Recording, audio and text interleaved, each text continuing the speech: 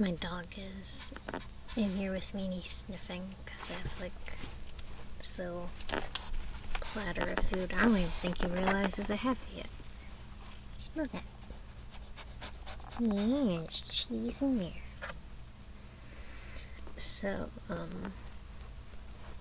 I've been wanting to do a video for a couple of days now, but it's like each time I think of doing it, it ends up not working out, and the timing, it's like never good timing. I'm only doing it right now because I feel like it might help me out in some way, and because I'm alone, just with my dog right here. I've been going to the hospital every single day for the past like 2 weeks, and since the get-go we were like switching in like every like 3 to 4 people, and our whole group would take turns, and then it turned into we were able to have 8 people, and that was our like exception because she's in hospice. So the thing with this hospital is that because of COVID restrictions and everything, they wanted it to be one person originally, not switching out as your daily visitor. We were able to get like 4 or 5 people in at a time, and then we got the number to 8, and that was like our set thing. And now they're saying it has to be down to 4 people again. That was yesterday, the 26th. Today's the 27th. So,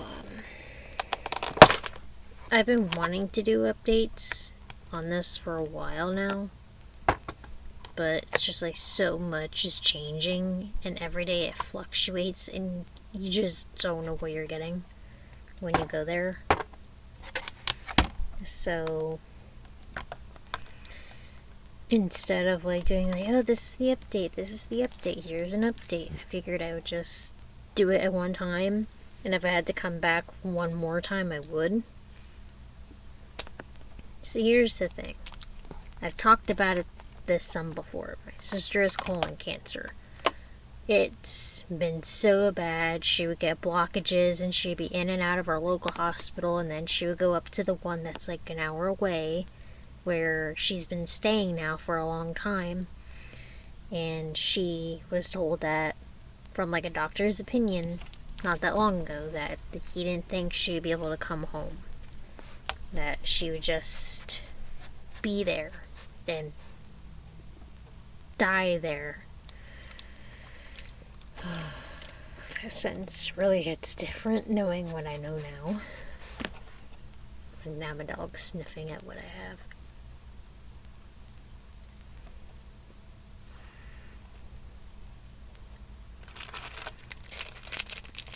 So, for a minute there,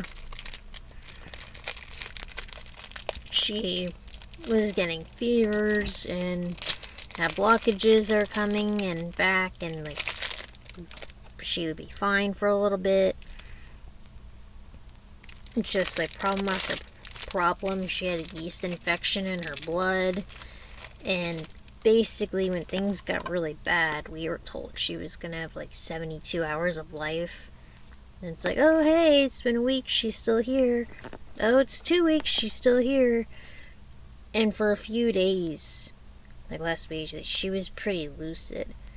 Just when we were like hoping for a miracle and we pretty much all accepted that she was gonna die, she was just so lucid, texting Lauren, our sister, things she wants, things that have to happen, just like texting as if nothing was ever wrong. And it just made her like so happy, and we found her engagement ring and all these things while visiting her, and it was so good. We called it was like the best worst day ever. That like just because of like the shitty situation, but we still managed to make it good. During the first 2-3 days when we began visiting, it was like we were a hot mess because we were told 72 hours, like, oh my god, my sister's gonna die and that's it. And then it turned into like she's far surpassed whatever they thought. And it just goes to show you can't underestimate her. She's hanging in there. She'll do what she is gonna do on her terms. Like, that's just how it is. So I'm visiting, and some days she's weaker, and her voice is raspy, but she has this menu, and even though she can't eat, she's ordering this food for everybody. And she's just like making sure we're taken care of. She's making sure everything with her kids is taken care of. Everything is all settled there financially and everything. And not even if, when she goes, it's who's going to take care of the kids. Keep in mind, my sister has 3 kids. The twins are 17. The oldest just turned 18 in February. So the oldest, Hunter, he had a say in what was going on with the whole hospice thing. She signed herself in for her to be in hospice, and they were saying if she ever had to change her heart or anything, she can back out anytime she wanted. Even though we were like, hey, like, my mom talked to her, was saying, like, are you sure this is what you still want to do? She said yes, because she can't have any other treatment or anything else to be done. She hasn't had chemo in so long. Her body wasn't well enough to, like, go through chemo again.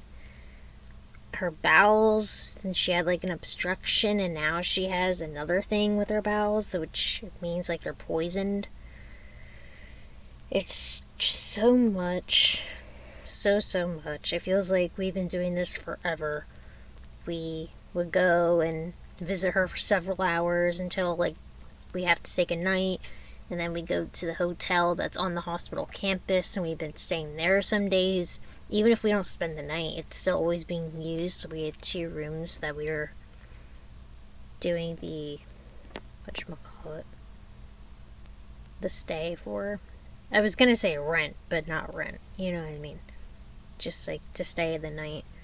It was just like a place that started off as a place to get away from being in the hospital. But yeah.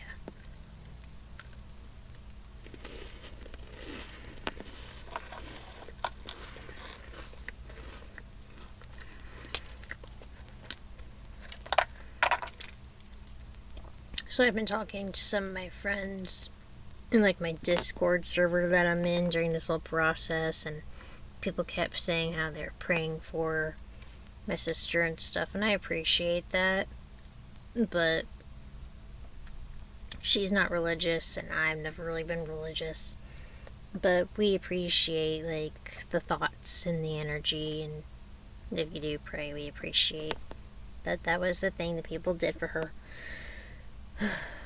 She had people visiting her. Mimi gave her a blanket she's been wearing like every single day. She loves that blanket. I'm trying to think of how else I can update you. It's just, you never know when she has good days or bad days when you see her. You never really know what you're in for. Some days, like I said, she'll be super lucid and just like doing things, and some days she's weaker.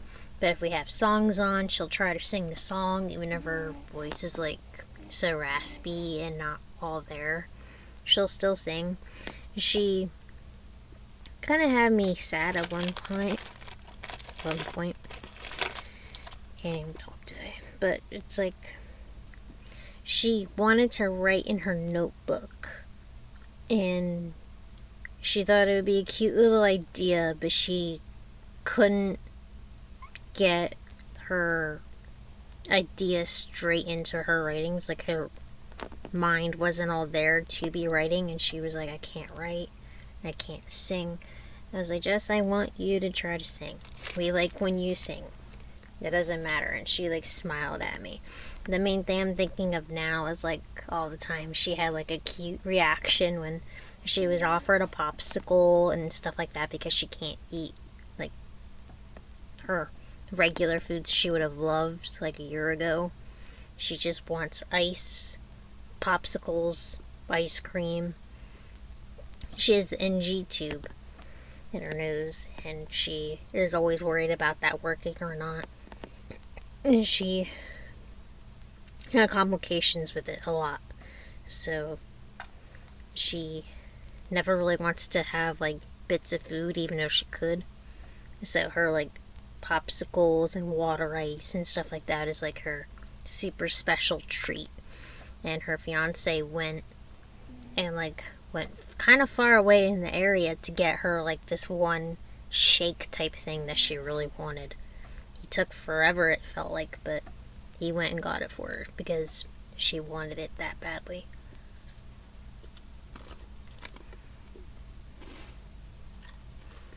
I kept thanking him for taking care of my sister because it means a lot.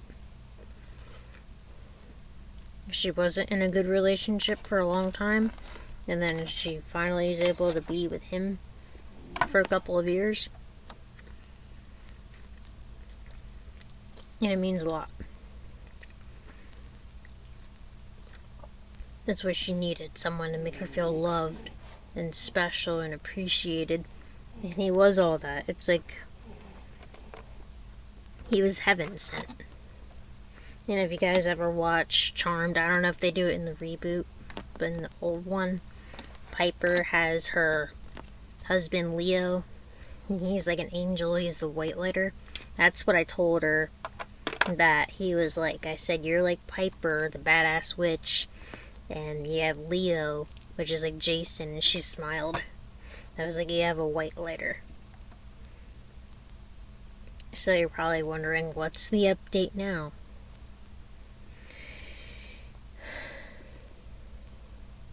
After I eat this, I'll tell you.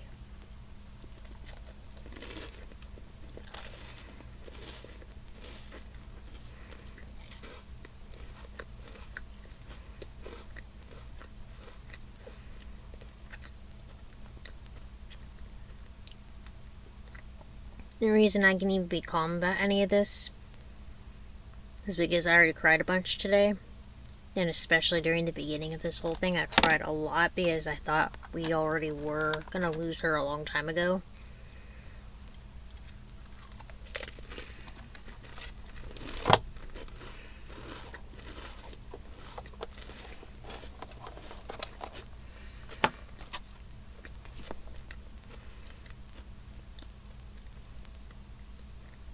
I'm gonna take off my glasses too, because even if I do get teary-eyed, I want to at least not cover my glasses in tears. I have to really wash my glasses. Oh my god. So, keep in mind, this isn't your life, but it is my life, and it's my family's life. So even when you hear all these things, it's not going to hit you in a way it would hit everybody else. And that's how I'm feeling, like I'm worried more for everyone else than me. And my dad, he was saying how he felt bad for me and everybody, and that he'll be okay. I'm like, Dad, you're her dad. Jess has a different dad. She's like my half-sister, but we never looked at it that way. But my dad basically took care of her since she was like 2 years old. He was like pretty much always her dad. And now I feel like I'm avoiding the main truth here, but I had to give you that backstory because it feels differently when you're in this situation, when it happens to you. I've lost like grandparents, cousins, pets, but I've never lost a sibling. I only have 2 siblings total. I'm the youngest. At the time of filming this, she's not dead, but she is expected to die today.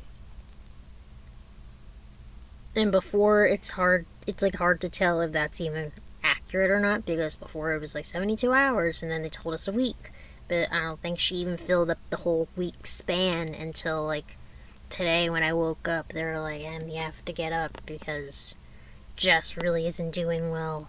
Like, she's trying to take off her clothes, and it's like behaviors she doesn't have usually.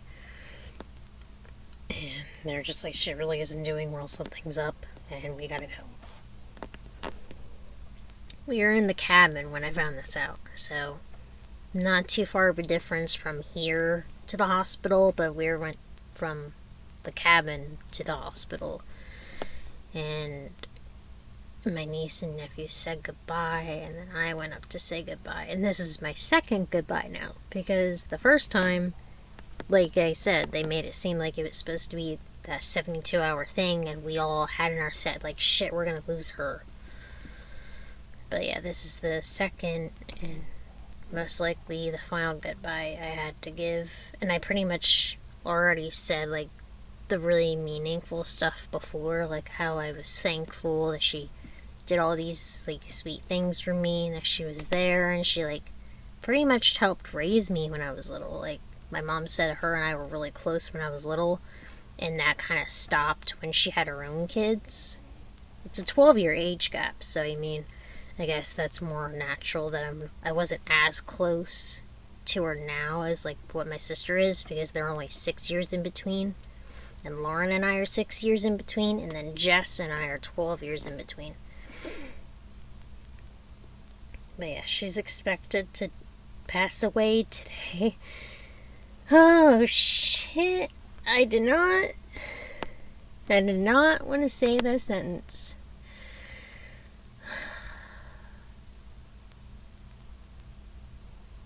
If you would have told me, like, last year this was going to be the outcome, I never would have believed you. Because she's been fighting this for, like, 2 years.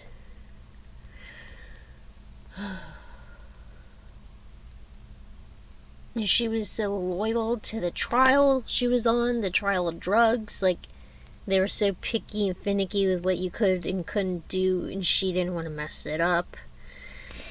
And I'm pretty sure there are a couple of times where she really should have been in the hospital, but she didn't want to go back because she didn't want to jeopardize the trial or not having chemo. And oh my god, she's not even 40. She's 39 years old with this really horrible cancer. It took over her body. And when I saw her today, okay, I already had a grandfather that was, like, after his fall, he was brain dead. He was in a vegetated state.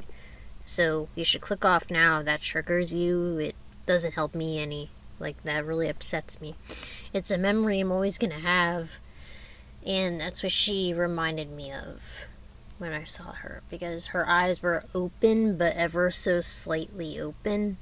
And she just looked lifeless. Like, lights are on, but nobody's home. Like, I couldn't tell if she even was listening to me or not. And my dad, like, held her face, like, close and was, like, looking at her, and he said that she could tell that she was recognizing him. Like, he was able to register that she could, but I tried not to look too much because I feel like that was his moment to have with her, but I watched a little bit. But I was just like, I'm glad I'm able to spend all this time with you, and I kept saying that we're not mad at you. And I was rubbing her leg. That's like the thing that we've been doing whenever we sit with her, is someone holds her hand. They sit in the chair and she's in her bed. Someone holds her hand and then someone's there rubbing her leg. That's what we've been doing this entire time. So I was just doing that again. And we even had my dog to visit her a few times. And the first time he was really good. He would lay with her. And then, like, the past couple times he wasn't too into it. But yesterday he was laying with her. And she gets happy when she sees him. And we had a visitor that was in a couple of rooms down, and she has her dogs they're able to bring in. She was, like, happy and clapping the other day when she was able to see them. I just keep thinking about stuff like that. because I feel like anything else would just be too painful. It's like I'm just thinking of the most recent memories. It's like when you have to put your dog down. I've said that since the beginning. That's what it feels like. It's like you do it so that they don't have to suffer anymore. And before, I mean, you could tell me if that's a fucked up comparison, but that's just how I feel. And my dad was like, when I go again, because he dropped me off and he dropped my nieces and nephews off, and now they're with their dad, and I didn't feel right going with their dad. I've known him since I was little and everything, but like, I feel like this is just their time to bond. I don't need to be on that right now. So, my dad, like I've been trying to say, he said that when I see her, I'm gonna tell her it's okay to let go. He doesn't want her to be lingering and suffering. And in her tubes, like these canisters where her NG tube is hooked in, we've been monitoring that the whole time, the thing that's been giving her problems, to make sure it's running and stuff. Everything in the tubes, I didn't get to see it. I didn't look over there, but apparently everything in them was black, which is not good. And apparently Hunter, my oldest nephew, asked my mom, is that why she's having problems? Because the canisters are black. And she said yes.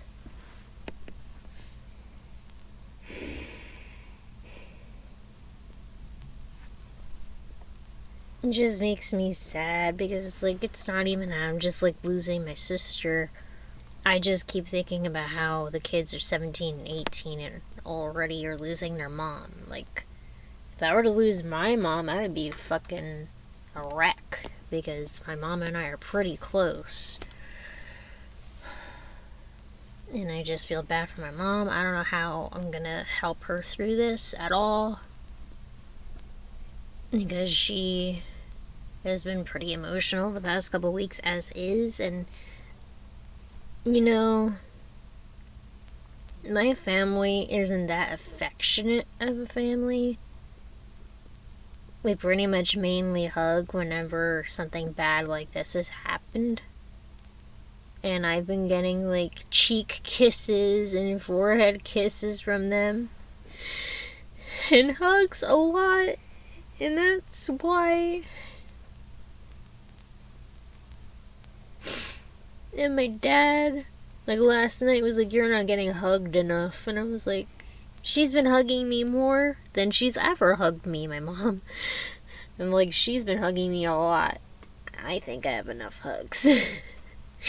And she's like, yeah, I've been hugging her plenty. Ugh. It's just not gonna feel right, you know? It's gonna feel incomplete. Like, every time I look up at the apartment, it's like, oh, I can't go visit Jess. And when I go to, like, drop off meals to my dad, because that's where Jess was working, was with my dad. At my dad's, like, family business that he runs. And she's not gonna be there.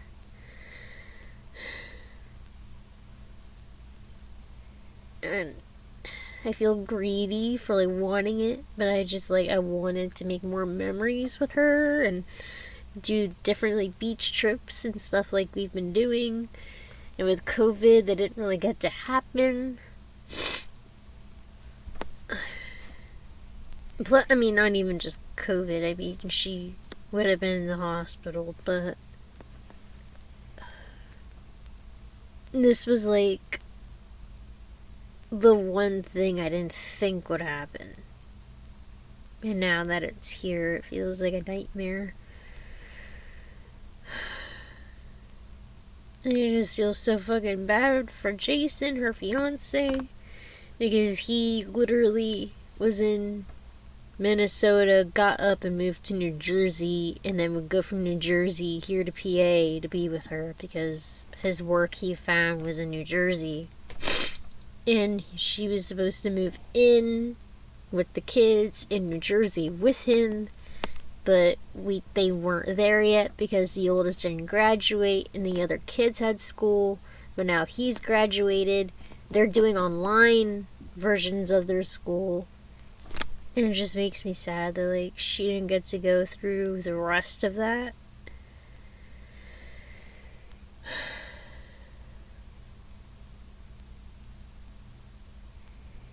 So yeah, I am definitely not trying to be selfish here, by any means, with any of it. My heart aches for everybody. Her 3 kids. Jason.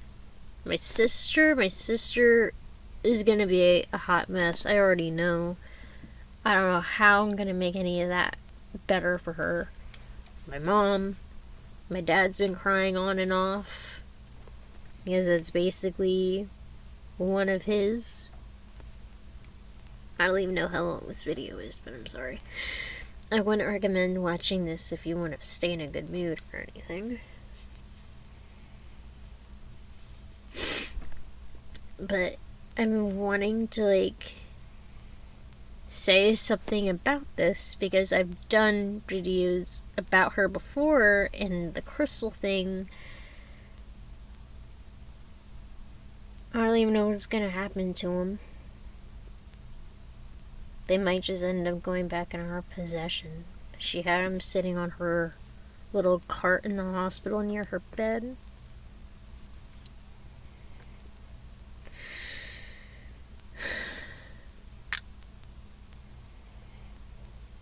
All this time, I thought I was, like, preparing myself for this, but you can't really be prepared.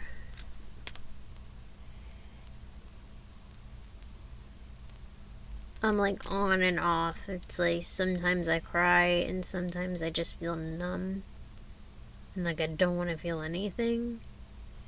But I'm the kind of person where I have to have some kind of distraction or it's just not gonna go well. Because you ever have it where it's like you can't get rid of a situation in your head? No matter where you are, no matter what you're doing, it's like you can't get out of your head. That's how this has been feeling for a long time now. Past few weeks especially, it's like more prominent. But yeah, that's basically the update. If she's still hanging in there, I guess I'll do another video, but from what they were saying, hospice was saying today, looked like it was gonna be it. And I don't want her to hang in there and suffer more. I don't want that. She deserves peace. And my dad was telling her that when I was there. And I was like, you deserve peace. You are strong. You fought for such a long time.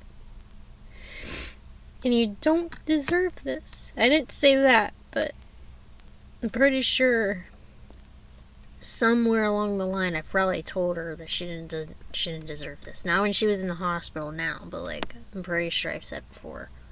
Or even at least I told one of my family members. I was like, she doesn't deserve this. And that's how we all feel. She doesn't deserve it. And just the one thought I've had lately was like, life is evil. Life is so fucking evil. For what reason, I don't know.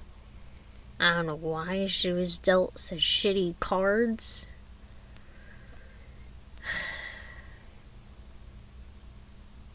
Yeah, but I feel like my heart's gonna break. That's my big sister, and I don't want to go through this thinking I'm down to just one sister.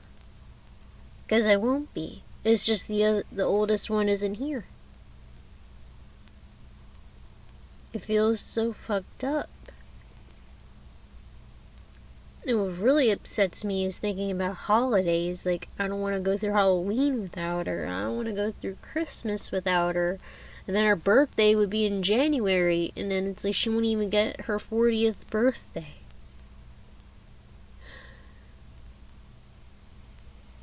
I feel like I don't know how to stop right now, so I'm gonna go. But that's pretty much everything. Or at least that I could think of right now. I'll see you when I see you.